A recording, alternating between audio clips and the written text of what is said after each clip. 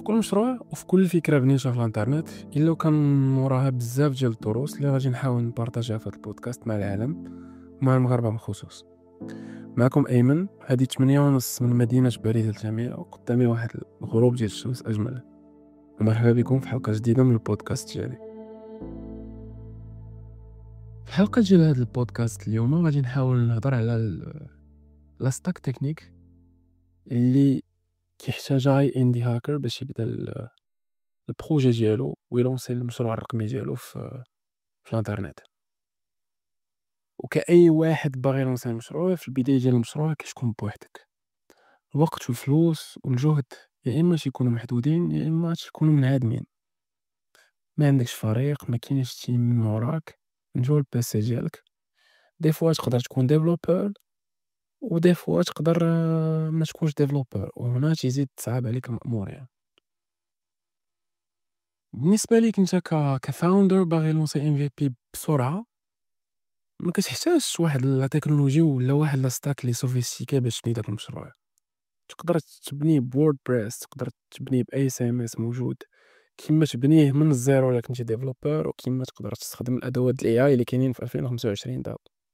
ليسونسيال عندك انت كاندي هاكر هو دوز اقل وقت في لابارتي تكنيك، والام في بي ديالك يوصل للناس على اساس وبهدف ان الناس يتيستيو داك البرودوي ديالك ويعطيوك فيدباك اللي تبني عليه البروجي من بعد. انا شخصيا كنعتمد جوج طرق في بناء الام في بي ديالي.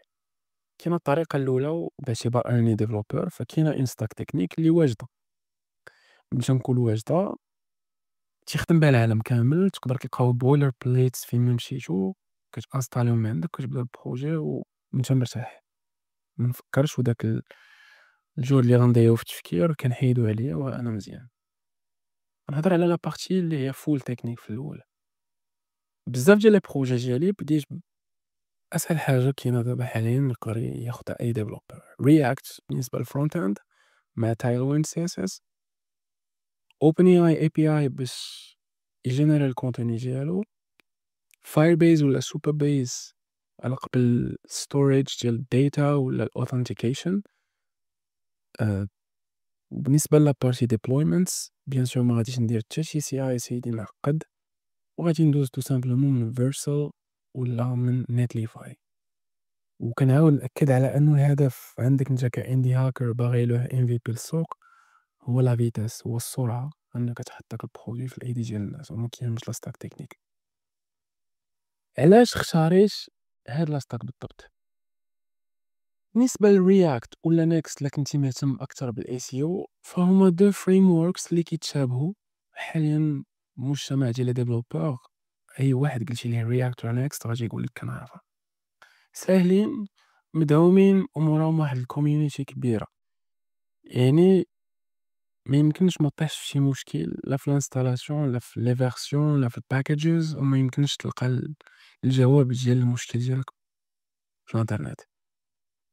تايلوين سي اس اس حيتاش بكل بساطه ساهل وسريع، وكيعطيك واحد الفيجوال اللي مقبول، نقدر نقول كاع بيرفكت بلا ما تكون ديزاينر ولا بلا ما تصدع راسك باش تحط لينا يو اي زوين. ديجا اليو اي بري بيلد في تايلوين كتقاد كلشي، الكومبوننتس واجدين.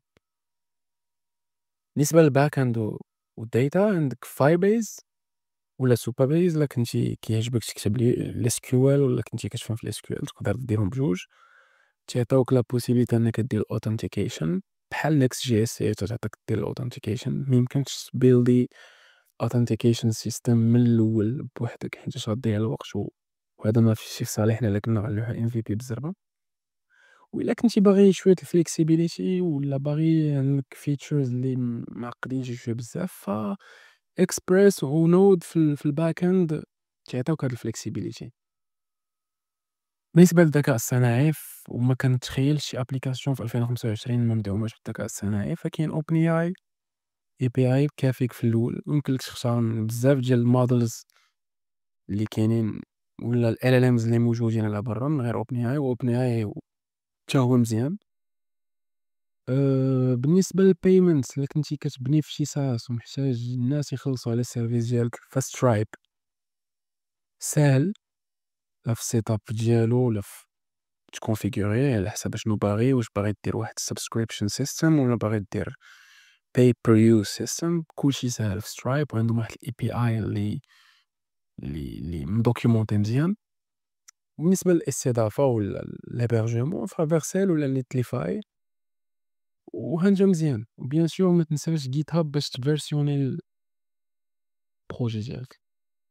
بالنسبه للطريقه الثانيه واللي هي اللي دايره الباز في 2025 واللي على الهضره بزاف، هي دوز عن طريق لي بلاتفورم اللي مبازيين على الاي اي، بحال بولت دوت نيو، لوفابل، ولا تخدم ديزيديتور بحال كيرسر دوت اي اي ولا ويندسيرف. هادو كاملين دي زوتي ولا دي بلاتفورم اللي كيخليوك تلونسي لي في بي ديالك دغيا بشروط. مثلا خدينا بولت دوت نيو، الشرط الاول هو مثلا تخلص واحد 10 ولا 20 دولار، غالبا 20 دولار باش تاخد واحد الاماونت اوف توكنز باش تبدا الخدمه ديالك. بالنسبه للبولت دوت نيو انت تخلص 20 دولار الشهر كيعطيوك 10 مليون توكنز.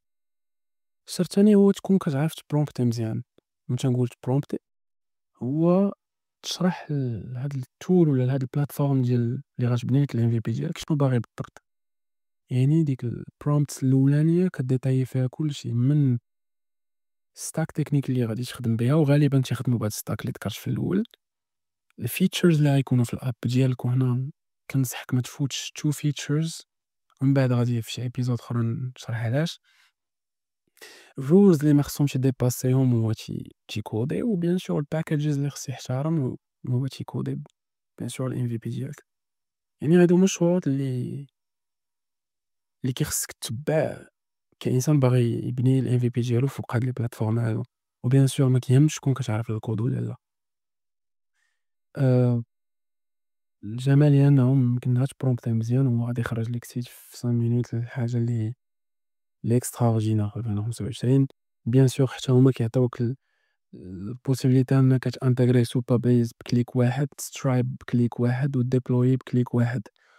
وهاد الشي 4 سنين قبل ما كانش، وكان باين ان دي اس لكاع الديفلوبرز اللي ابوندوناو بزاف د المشاريع، حيت كان صعيب كيفاش تختار لا ستاك تكنيك وكيفاش تختار لا تكنولوجي اللي غادي تمشي عليها من بعد. كنتمنى نكون وضحت هاد جوج طرق بطريقة مزيانة. الخلاصة هي ماشي ضروري تكون كيما قلت في الأول لا تكنولوجي تكون سوفيستيكي. خصها تكون فقط مفهومة لك انت كديفلوبر وسهلة في السيت اب ديالها، وكتخليك تركز بزاف على الفيتشرز ديالك اكثر ما كتركز على الكواليتي ديال الكود ولا على ستركتور الكود. ولا متيهمش، اللي كيهم كاندي هاكرز في الاول هو الفيتشرز ديالك، هو البيزنس بروبلم اللي انت كتحاول تحلو اترافيغ هاد السوفتوير ولا هاد الابليكيشن اللي كتحاول تبني.